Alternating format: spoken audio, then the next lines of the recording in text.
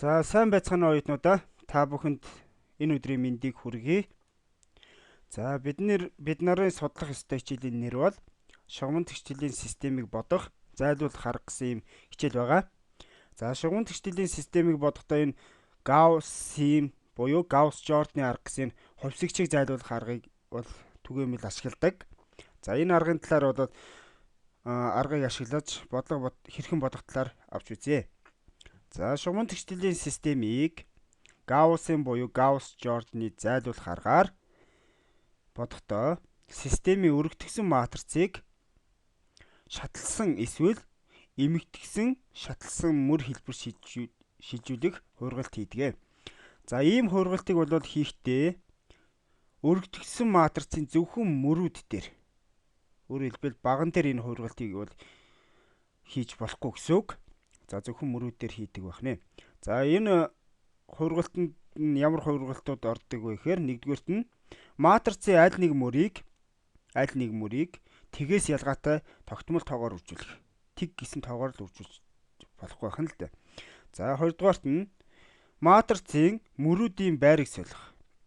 Жишээ нь матрицын 2 3 дугаар мөрийн байрыг солих, 1 3 дугаар матрицын байрыг солих, 1 2 дугаар мөрийн байрыг солиход бол асуудал өөрчлөгдөхгүй байна. За 3 дугаарт нь матрицын аль нэг мөрийг тэгээс ялгаатай тогтмол тоогоор үржүүлж өөр нэг мөр дээр нэмэх. За тогтмол тоо гэдэг нь зүгээр энгийн тоол гэсэн үг байх нэ. За гисэн хувиргалтуудыг хийж шаталсан ба эмэгтгсэн шаталсан хэлбэрт хувиргадаг. За одоогоор бол бид нэр онлоо явж байгаа учраас жоохон ойлгомжгүй байж болох юм. Тухайн бодлого дээр аваад үзэхээр илүү ойлгомжтой хялбар болно гэсэн. За ингэж хувиргасан өргөтгсөн матрицуудад харгалзах шугамн тэгшлийн системүүдэд эквивалент байна. Эквивалент гэдэг маань үндсэндээ адил чанартай гэдээ ойлгочих болно гэсэн үг. За нийттэй гэдэг маань шугамн тэгшлийн системийн хариутай гэсэн үг. За хэрв жишээ нь анхны матриц нийттэй байвал за энэ хуургалт хийгээд шаталсан эсвэл шаталж эмэгтгсэн хэлбэрт шилжүүлсэн матрицын хувьд бол нийттэй нь адилхан байдаг. Шийдтэй бол шийд нь адилхан байдаг л гэсэн үг. Эквивалент гэдгээр энэ нутгийг бол ойлгож болно гэсэн үг.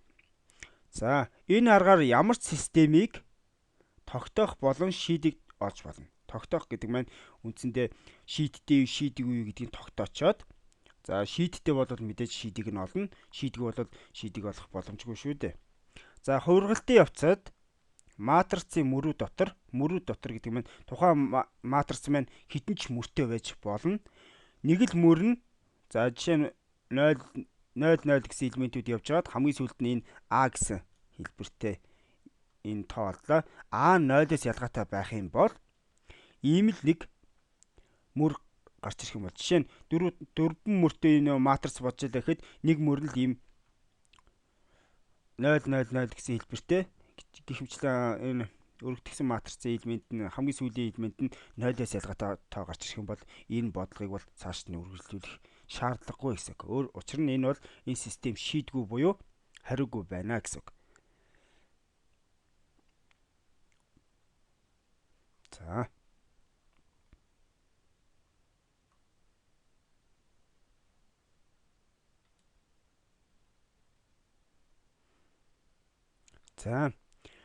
матрицын ийдгээр мөрийг ийдгээр мөр гэдэг маань юу гэхээр хэдвэрч мөр гэж болно шүү дээ. 1-р мөр, 2-р мөр, 3-р мөр гэх мэтлээ. За ийдгээр мөрийг 0-оос ялгаатай C гэсэн буюу C гэдэг маань тогтмол тоог хэлээд байгаа. За энэ тогтмол тоогоор үржүүлэх хувиргалтыг болохоор CME гэдэг. За бид нэр бичлэг хялбарчлах үүднээсээ иймэрхүү хялбар байдал тэмдэглэгээ хийж байгаа гэдгийг бас анхаарах хэрэгтэй. За энэ CME гэдэг чинь юу гэсэн үг гэхээр ийдгээр мөрийг C гэдэг тоогоор үржүүлсэн гэсэн үг. За хоёрдугаарт нь матрицын E ба G-дгээр мөрүүдийн байрыг солих бас асуудал гардаг. За энэ бол эквивалент хувиргалт гэсэн үг. За тэгвэл энэ үйлдэлийг бол MEG гэж тэмдэглэж гинэ. За жишээ нь M1 2 гэж яхан бол 1 2 дугаар мөрийн байрыг сольсон гэсэн үг. За 3 дугаарт нь матрицын G-дгээр мөрийг C тоогоор үржүүлээд E-дгээр мөр дээр нэмэх үйлдэлийг за ME дээр нэмэх нь C-г үржих нь MG гэх нь. Жишээ нь эндээс уншихад болоод энгийн нэр юу гэж харж болох вэ гэхээр G-дгээр мөрийг C гэсэн тоогоор үржүүлээд E-дгээр мөр дээр нэмсэн гэсэн үг. Гэж тэмдэглэж байх нь үйлдэлийг хялбарчлана. Өөрөөр хэлбэл бичлэг хялбарчлахын үднээс эдгээр тэмдэглэлийг хийж байгаамаа гэсэн үг. За одоо бүгдээрээ энэ дээр яригдсан онлоо тухайн бодлого дээр авч үзэж өөрийн за энэ юуг болоод энэ онлыг болоод энэ жишээ бодлого дээр авч үзье гэсэн үг. Арай энэ дээр яригдсан зүйл маань илүү хялбар болж харагдана гэсэн үг. За энэ жишээ бодлого маань өгсөн байна. За эхний тэгшил нь бол x1 дээр нэмэх нь 2x2 нэмэх нь x3 тэнцүү 8 гэсэн ийм шугамын тэгшил байна. Хоёрдугаар тэгшил нь 2x-ээс хасах 1, хасах нь x2, хасах нь x3 тэнцүү хасах 3. Гэх мэтлэн за эдгээр энэ шугам тэгшлийн систем маань өгсөн байна. За энэ системийг Гауссын болон Гаусс-Жорданы аргаар бодоо гэж байна. Өөрөөр хэлбэл энэ хоёр аргын ялгааг нь хоёр аргаар бодоход хариу бол адилхан гарч явах ёстой гэсэн үг. Гэтэ энэ маань хоёр ондоо арга байна. За энэ хоёр аргын ялгаатай бодлого бодох явц танилцах болно. За Гауссын аргаар өргөтгсөн матрицыг шатлсан мөр хэлбэрт шилжүүлээ. За тэгэхээр эхний ээлжинд бол бид энэ шугамын тэгшлийн системийг бодохдоо энэ хувьсгчийн өмнө байрлаж байгаа тоо буюу коэффициентуудаас зохиосон матрицаа эхлээд олчиж байгаа. Жишээ нь энэ матриц гэдэг маань юу гэсэн үг гэхээр энд нь 1 2 1 гэсэн үг. Тэр маань энэ нэгдүгээр мөрөн дээр байрлаж байна. За энэ дээр 2 хасах 1 тоо байхгүй нэ гэдэг чинь 1 гэсэн тоо байна гэсэн үг. Энд дээр хасах тэмдэгтэй учраас хасах 1 гэсэн үг. 2 хасах 1 гэсэн үг. Дараа нь 3 1 2 гэсэн үг. За дөрөвдүгээр мөр нь бол 4 хасах 2 энд x3 гэсэн хувьсгч байхгүй учраас 0 гэсэн үг. За энэ өргөтгсөн матриц гэж юу яриад байна гэхээр энэ босоо зураас татаад за энэ талд нь бол тэнцвийн тэмдгийн баруун талд байрлаж байгаа энэ баганд байрлаж байгаа тоонуудыг бичсэнийг болоор энэ матрицын өргөтгсөн матриц гэж хэлээд байгаа. За одоо эндээс бид нэр ерөөхдөө тэдгээр мөрийг тим тоогоор үржүүлээд тэдгээр мөрүүдийн байрыг солих гэж нэг бүрчлэг үгээр бичснээс за энэ дээр үтсэн 3 хялбарчлах тэмдэглэгийг оруулж ирснээр тухайн бодлогыг бол хялбар аргаар бодох боломж бас нээгдэж байгаа. За эндээс харъя. За энэ бол M1 гэдэг чинь юу гэхээр нэгдүгээр мөрийг хас 2-оор үржүүлээд хоёрдугаар мөр дээр нэмж байгаа юм байна. Яагаад ингэж вэ гэхээр бид нар шатлсан хэлбэр шилжүүлэхийн тулд энэ доор байрлаж байгаа шатлсан хэлбэр шилжүүлж байгаа гол шалтгаан нь бол энэ доор байрлаж байгаа элементүүдийг энэ 0 хэлбэрт болгоул биднэрт энэ бодлого маань илүү хялбар байх болно гэсэн үг. Тэгэхээр ийм учраас энэ эхнээс нь эхэлж 0 болох ёстой. Тэгэхээр энэ нэгдүгээр мөр маань нэгээр эхэлж байгаа учраас нэгийг хас 2-оор үржээд хоёрдугаар мөр дээр нэмбэл энэ 2 болоод устна гэсэн үг. Тийм учраас энд хас 2-оор үржүүлж байна. За мөн адилхан нэгдүгээр мөрийг хасах 3-аар үржүүлээд 3-дугаар мөр дээр нэмлээ. Яагаад вэ гэхээр эхний ээлжинд энэ эхний баганд байрлаж байгаа элементүүдийг бол 0 болгох шаардлагатай гэсэн үг. Тэгэхээр нэгийг хасах 3-аар үржихээр чинь энэ бол 0 болох ёстой гэсэн үг. Гэхдээ энэ нэгдүгээр мөрийг хасах 3-аар үржинэхээр энд байрлаж байгаа бүх элементийг хасах 3-аар үржүүлнэ гэсэн үг. Тэгээд энэ 3-дугаар мөр дээр нэмнэ гэсэн үг. За мөн адилхан нэгдүгээр мөрийг энэ дөрөвтэй устгахын тулд мэдээж хасах 4-өөр үржүүлнэ. Тэгэхээр хасах 4 болно. Хасах 4 дээр 4-ийг нэмэхээр энэ 0 болно гэсэн. За энэ үйлдэлийг хийсний дараа эхний ээлжинд бол эхний мөр бол ямар ч хургалтгүй хэвэндээ бол бичигдсэн байна. Энд ингэж бичигдсэн байна.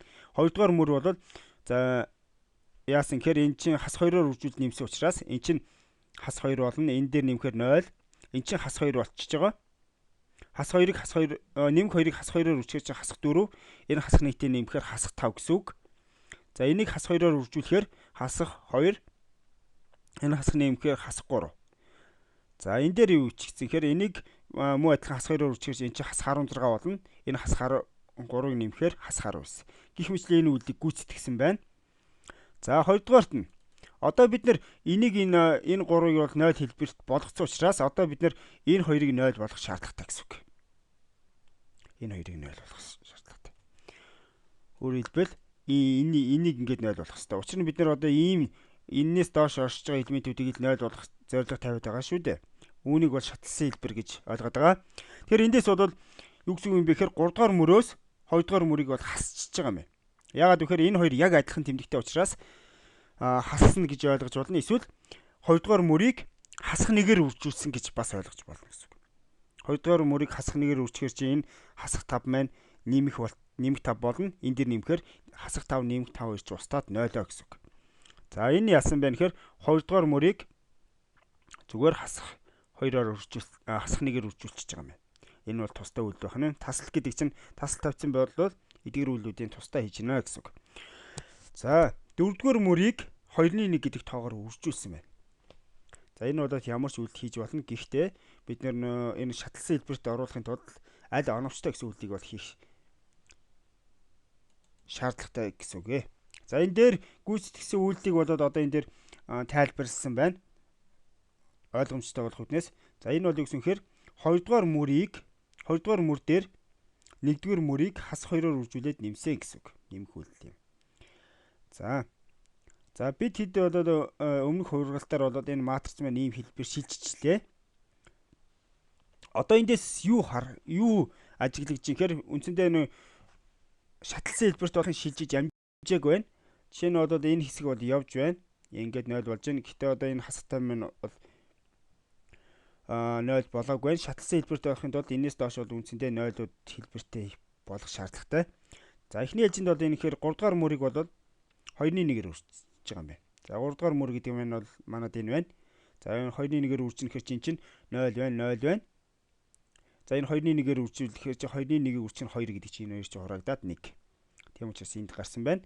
За энэ юу гэсэн хэрэг 4 дугаар мөр дээр 2 дугаар мөрийг нэмнэ гэсэн үг. Тийм үү? За жишээ нь энэ M4 гэдэг чинь 4 дугаар мөр гэсэн үг. Ягаад 4 дугаар мөр дээр 2 дугаар мөрийг нэмсэн бэ гэхээр эндээс харахад нэмэх 5 хасах 5 2 эсрэг тэмдэгтэй гэдэг нь шууд харагдчих байна. Ингээд шууд харгалзууд нэмэхээр энэ нэмэх 5 чинь энэ хасах 5-таа устна. 3 дээр энэ хасах 2-ыг нэмэхэд 1 гэсэн үг. За одоо ийм хэлбэртэй болчлоо. Хургалт хийсний дүнд. Одоо эндээс энэ мөрийг энэ 3 4 дугаар мөр бол яг адилхан болцсон байна. Яага хасаа ичиг гэхээр энийг бол жишээ нь 3 дугаар мөрийг хасах нэгээр үржүүлэхээр энэ 0-ыг бол ямар таваар үржсэн 0 гарна. Энэ дээр нэмэхээр 0 гарна. Энэ хасах нэгийг нэмэх хасах нэгээр үржихээр чинь хасах нэг энэ дээр нэмэхээр 0 гэсэн үг. Энэ ч бас устдаад 0. Тийм учраас энийг хасах нэгээр үржүүлээ нэмэхээр энэ устдж байгаа учраас дан 0 гэсэн элемент болж байгаа учраас энэ мөрийг бол хайчиж байгаа юм. Тийм учраас үлдэж байгаа хэлбэр маань ийм хэлбэр шилжсэн байна. Өөрөөр хэлбэл бидний боцын шугам тэгшлийн систем гэдгийг матрицын аргын тусламжтайгаар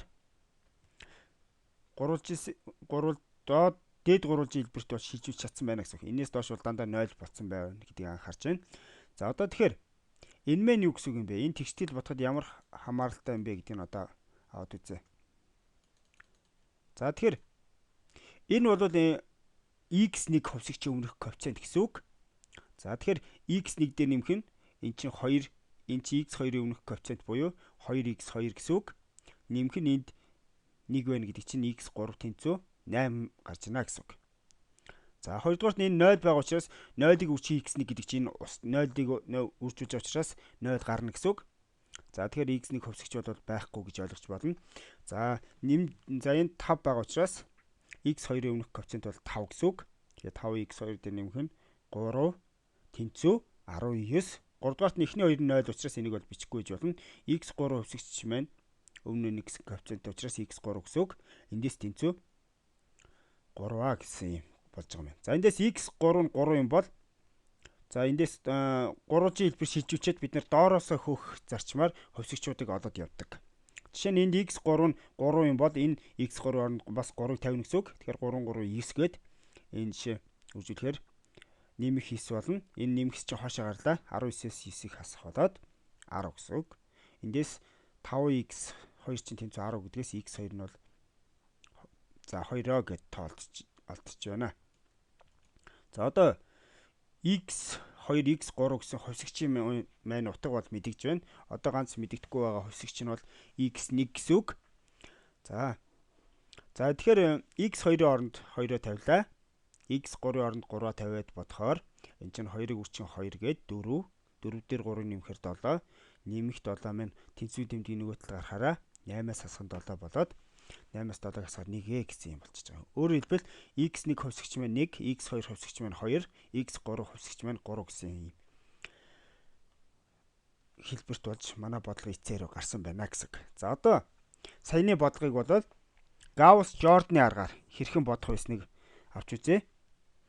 За тэгэхээр Гаусс-Жорданы арга нь Гауссын аргаас юугаар ялгаатай гэдгийг одоо тайлбарлая. За Гауссын аргаар бодож байгаа үед бол та бүхэн анхаарлаа хандуулаарай. Энэ бол дээд гурвалжин хэлбэрт ийм шилжиж байгаа. За өөрөөр хэлбэл диагоналаас доош орж байгаа элементүүдийг ямар нэгэн хувиргалт хийгээд бүгдийг нь 0 болгож байгаа. Тэг гэсэн элемент болгож байгаа. За тэгвэл Гаусс-Жорданы арга нь юугаар ялгаатай юм бэ гэдэг нь одоо аваад үзье. За бид нар бол өмнөх хувиргалтынхаа шууд энэ жишээн дээр бол энэ үлдээс цааш гүйцээчээ. За тэгэхээр энэ бол ийм хэлбэр шилжсэн байгаа. Ийм болохынхоо ийм болсныг энэ үр дүнгээс нь цааш нь хялбар үргэлжлүүлээд бодож байна. За энд ямар үйлдэл хийсэн бэ гэдгийг сонирхож үзье. M1-ээс хасах M3 гэж байна. Өөрөөр хэлбэл 1-р мөрөөс 3-р мөрийг хасна гэсэн үг. Тэгэхээр 1-р мөр гэдэг маань энэ байна. 3-р мөрийг хаслаа гэхэр чинь. За энэ 1-ээс 0-ыг хасахаар чинь 1 хэвэндээ байна. 2-оос 0-ыг хаслаа гэдэг чинь 2 хэвэндээ байна. 3-дугаарт нь 1-ээс 1-ийг хасахаар чинь 0 болчихж байгаа юм. За дараагийн үйлдэл юм. За энэ бол бутаргаан зураас энэ дээр доор нь ингээд бичиж байгаа боловч энэ зүгээр тустай үйлдэлүүд дээ гэсэн үг. Тэрнээс биш энэ үйлдэлийг гүйцэтгээд энэ үйлдэлийг гүйцэтгэе гарсны хооронд нь хуваана гэсэн үг биш шүү. Жишээ нь бол энэ зай хялбарчлаад зай ашиглаад бичиж байгаа гэдгийг бас ойлгоорой. Уртхан зураас тасчаад тасал тавиад үйлдэлүүдийг гүйцэтгэж бичиж болно. Гэхдээ нэг талаас сул зай их авах учраас энэ дээр доор нь бичдэг гэсэн үг. За одоо 2-дугаар мөрөөс 3-дугаар мөрийг 3-оор үржүүлээд хасцсан юм байна. Яагаад гэвэл энэ 3-ыг 0 болгох гээд байна да. Ийм гэсэн үг. За тэгэхээр энийг 3-оор үржүүлээд хасчихж байгаа. Тэгэхээр эн чинь 0-ыг 3-оор үржих чинь 0, 0-оос 0-ыг хасна гэдэг бол 0. 0-ыг 3-оор үржихээр 0, 5-аас 0-ыг хасна гэхээр 5 хэвэндээ. Артлынх нь 1-ийг 3-оор үржихээр 3, тэгээд 3-аас 3-ыг хасгаар чинь 0 учраас юм болчихж байгаа. За одоо ийм хэлбэр шилжчихлээ. Одоо ганцхан бид нар Гаусс-Жорданы аргаар бодохдоо зөвхөн энэ голын диагонал элементүүдийг л үлдээгээд энийг үлдээгээд бусдыг энэ доод гурвалжин 0 байгаа, дээд гурвалжинг бас 0 болгох юм шаардлагатай гэсэн үг. Гаусс-Жорданы арга нь Гауссын аргаас ялгагдах гол ялгаа нь энэ. Тэгэхээр одоо бид нар энэ 2 гэсэн тоог л 0 болгочих юм бол бид нар үндсэндээ Гаусс-Жорданы аргаар бодох боломжтой гэсэн үг. За тэгэхээр бид нар яаж ихээр энэ хувиргалтыг үүсгэн байна. 2-дугаар мөрийгөө бид нар 5-1-ээр үржүүлчихэж байгаа юм байна. Үржүүлж байна. За энэ яаж байгаа юм гэхээр мэдээж энэ хоёртой устгахын тулд өмнөх алхам гэсэн үг. 5-1-ээр үржих чинь 5 чинь 5-1-тэй хурагдаад 1 болчихж байна. Ийм хэлбэр шилжлээ. Мэдээж энэ 10-ыг үржих нь 5-1 гэдэг чинь хурагдаад 2 болж байгаа. Энэ өргөтгсөн матрц буюу энэ босоо зураасны арталт бас энэ үйлдэл бас адилхан хийгдэж байгаа гэдгийг анхаарах нь зүйтэй баха. За ийм боллоо. За үүний дараа яасан гэхээр 1-р мөрөөс 2-дугаар мөрийг 2-оор үржүүлээд хасцсан. За 2-дугаар мөр маань гэдэг чинь 0 1 0 байна. Энийг 2-оор үржүүлээд хасахаар ийм хэлбэр шилжиж байгаа юм байна. За Гаусс-Жорданы арга бол үүгээрээ л ялгаатай. Гауссын арга бол зөвхөн доод гурвалжин хэлбэр шилжүүлээд бодож исэн бол Гаусс-Жорданых нь дээд доод гурвалжин буюу нэгж матрц шилжүүлэх зарчмаар боддог байх нэ гэсэн үг. За ингээ харахаар энэ бол x1 хувьсгч чинь 1 гэсэн үг, x2 хувьсгч чинь 2 гэсэн үг, x3 хувьсгч чинь 3 гэсэн үг. Өөрөөр хэлбэл өмнөх бодолтой хариу адилхан гарч байна гэсэн үг. За үүнтэй Гаусс-Жорданы аргын ялгаагийн бол нэгдсэн байдлаар дүгнэлсэн байна. За, Гаусс арга нь бол хувиргалт хийж матрицыг дээд гурвалжин матрицад шилжүүлж бодож байгаа бол Гаусс-Жордан арга нь хувиргалтыг хийж матрицыг нэгж матрицад шилжүүлж байгаагаараа ялгаатай гэсэн үг. За, аль нь бол давуу болон сул талтай гэдгийг бас анхаарах хэрэгтэй. Гэхдээ олон аргаар боддог ч юм уу аль нэг арга нь бол оюутнууд илүү төлхөө эзэмших учраас тэр аргаараа бодож сурсан зүйтэй байхаа гэсэн юм зөвлөгөө өгч бас болох байхаа. За 2 дугаар жишээ аваад үзье. За энэ дөрвөн хувьсгчтай тоо байна. Дөрвөн хувьсгчтай шугам дөрвөн тэгшлийн систем байна. Жишээ нь за ингээд энэ бол 3 дугаар тэгшил дээр бол x1 хувьсгч байхгүй учраас за орхиод бичсэн байна. Хувьсгчийн доор нь хувьсгчийн бичвэл илүү эмх цэгцтэй харагддаг. За энийг бодолт хийсэн байна. За тэгэхээр эхлээд ерөнхийдөө шугам тэгшлийн системийг бодохдоо энэ өргөтгсөн Гаусс-Жордан аргаар бодохдоо эхлээд энэ мөрүүдийнхаа энэ дөрвөн мөрийнхөө хамгийн хялбарыг эхлээд аваад үзчихдэг. Мэдээж эхлээд 0-оор эхэлж байгаа. Бүх гишүүд нь бүрэн байгаа. Тэгээд дээрэс нь хамгийн хялбар байгаа мөрийг бол хамгийн дээдэлтэй байрлуулчих нь зөв. Учир нь яагаад вэ гэхээр 0 болохоор чинь эхнээс эхлээд 0 болохоор энэ 3 шатлсан хэлбэр шилжүүлж бас болдоггүй учраас зохимжгүй учраас хамгийн дээдэлт нь бол энэ бүх гишүүд нь байгаа мөртлөө хамгийн хялбарыг сонгож байгаа. Жишээ нь энд 2 байна.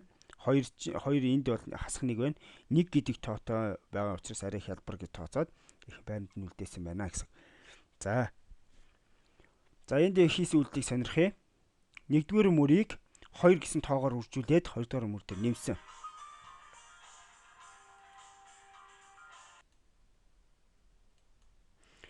За тэгэхээр 1-р мөрийг бол 2-оор үржүүлээд 2-р мөр дээр нэмсэн байна. Учир нь юу гэхээр энд хасах 1 байгаа. Хасах 1-ийг 2-оор үржүүлэхээр чи хасах 2 болно. Ингэхээр энэ 2 дээр нэмэхэд 0 болно гэсэн үг. За мөн адилхан 1-р мөрийг 2-оор үржүүлээд 4-р мөр дээр нэмсэн байна. Мэдээж энэ хоёрыг бол устгах зорилготой. Ингээд ийм энэ хургалтыг хийснээр дараа матриц маань ийм хэлбэр шилжлээ. Одоо яах вэ гэхээр энэ 1-р мөрийг бол хасах 1-ээр үржүүлчихсэн байна. За тэгэхээр бүгдийг хасах 1-ээр бол үржүүлж болно. За тэгэхээр энэ маань гишүүдийн тэмдэг бол эсрэгээрээ солигдно гэсэн үг. Тэгэхээр 1 хасах 2 3 хасах 1 энд 0 байна. За 0 бол ямар тэмдэгтэй 0 байсан? 0 гэсэн үг. За энэ бол 2 дугаар үйлдэлийг харъя. 3 дугаар мөрөөс 2 дугаар мөрийг хассан юм байна. 3 дугаар мөр гэдэг маань энэ байна. Эндээс 2 дугаар мөрийг хасна гэхээр чинь эндээс 1-ээс 1-ийг хасгаар чинь 3 дугаар мөрийн оронд бол энэ үйлдэл хийгдэнэ. За тэгэхээр 0 1-ээс 5-ыг хаслаа гэдэг чинь хасахын нэмэх болоод 1 дээр 5-ыг нэмнэ гэсэн үг. Ингээд 6 болчихно. 2-оос 5-ыг хасна гэдэг чинь хасах 3 гэдэг энд байна. 3-аас 7-ыг хасна гэдэг чинь хасах 4 гэсэн үг. За энд юу гэхээр 2 болон 4 дугаар мөрийг нэмсэн байна.